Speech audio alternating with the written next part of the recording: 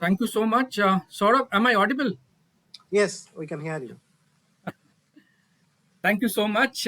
It's a great pleasure to join the international summit hosted by Dhaka International University.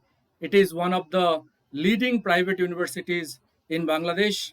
I have been associated with this university for quite a long time, and I have been seeing how this university is working towards excellence, especially during this last 1 year of COVID situation.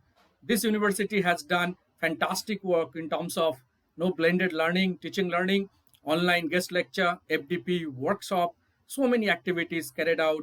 It definitely boosted the morale of the students. And this particular summit is hosted in association with MTC Global Bangalore, BITM Ballari, Vivekananda College of Arts and Science for Women, Tamil Nadu, and M. Kumarasway College of Engineering, Tamil Nadu. It's a great honor to be amongst the many learned speakers and a rare opportunity to listen and learn from all other dignified speakers in this summit.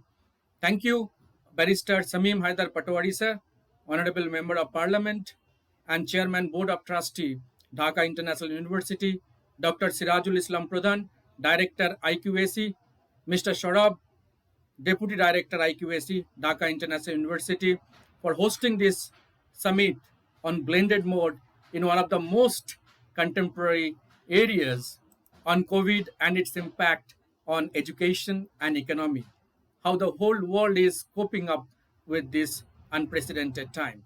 The impact of COVID 19 is felt across all sectors, and education sector is no exception. We used to say that the physical distancing should not lead to any kind of knowledge distancing, but that did not happen. Teachers are adaptable, highly flexible, and students also learned quickly the technologies and came on online platform to ensure that teaching learning continues. On the onslaught of COVID-19, the initial days were challenging, but education sector learned from it quickly and came back full-fledged on online platform to ensure teaching learning continues. Teachers adapted the technology and so the students and other stakeholders as well, like placements, okay, interviews happening online through video conferencing. So all stakeholders, they all came online. So that's something beautiful about adaptability and the flexibility. Here comes the biggest learning, that is to remain contemporary and relevant in the VUCA world. It is necessary to be fast, flexible, and adaptable, and academia responded very well in this difficult situation. The journey has not been very smooth, of course. Still, we find there are multiple challenges like bandwidth issue, accessibility, holistic evaluation method, and absence of face-to-face teaching learning, which many students are looking for when the school college starts working full-fledged. Teachers have taken the leadership role and they are at the forefront and taken up massive efforts and exploring all technologies, all video platform, broadcast, podcast. They have gone to the extent to use the telephone, call up the students and find out whether they have understood or not. The email exchange, the WhatsApp, Telegram, all the available technologies they explored during this last 11 to 12 months to ensure that learners learn the best. And that's the role of the teacher. For those who do have access to the right to technology, there is evidence that learning is happening and it can be effective in number of ways. The OECD, one of the research, it shows that on average, students retain around 25 to 60% more material when learning online compared to only 8 to 10% in a classroom. This is mostly due to that students being able to learn faster online. E-learning requires 40 to 60% less time to learn than in traditional classroom setting because students can learn at their own pace, going back and rereading, skipping, and focusing what is more important or accelerating through concept as they choose, because self-learning, what we say, is the best learning mode, and students have taken extra efforts to ensure that they learn. The bigger challenge what we have confronted, especially for primary and pre-primary level students. I think here we need a lot of interventions in terms of how we can make the teaching more activity based, the online game, various entertainment to engage the kids. In response to this significant demand of technology, we could see that last 11 to 12 months, there is a lot of edtech companies which are coming into marketplace. Baiju, to that matter, is the biggest, the largest company in the world which is into the online teaching learning. There is Lark by ByteDance Singapore, Digitalk by Alibaba, so on and so forth. And we know Unacademy, Udemy, and most of the universities they have come online, and they're offering many skill development programs to ensure that students they learn, teachers they cope up with the recent challenges, even upskilling for the corporate executives. Many video platforms have come into place to ensure that teaching learning happens. We have Zoom, Google Meet, GoToWebinar, Microsoft Team, different LMS like Moodle, Canvas. These all are used extensively.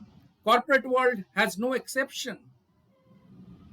Corporate learned that around 70 to 80% of their work can be done from work from home. And this is a new learning for the corporate, because a lot of expenses used to be on traveling, training, and meeting, okay, on these particular heads. But all this can be catered online effectively and efficiently. And many research also suggest that productivity, in fact, has increased in work from home model.